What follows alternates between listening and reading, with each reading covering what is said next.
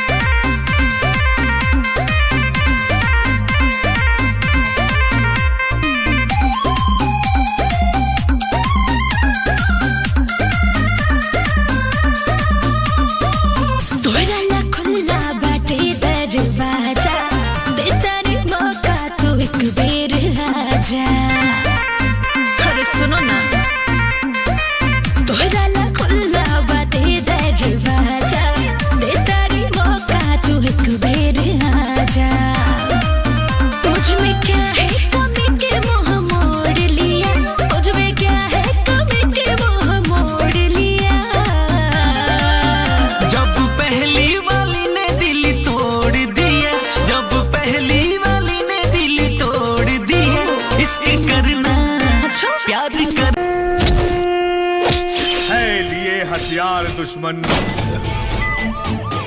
ताक में बैठा ये उत्तर प्रदेश है, तैयार है सफाई अभियान चलाता है अपना इधर।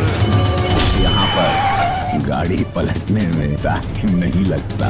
वो धर्मात्मा जिसके साथ कोई संबंध ही नहीं था, वो उन पापियों को मौत के घाट उतार दिया।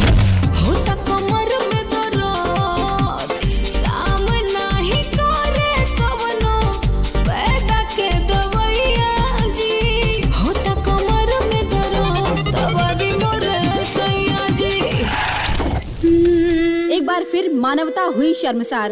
एक रुचि नाम की लड़की संदिग्ध अवस्था में बेहोश पाई गई है।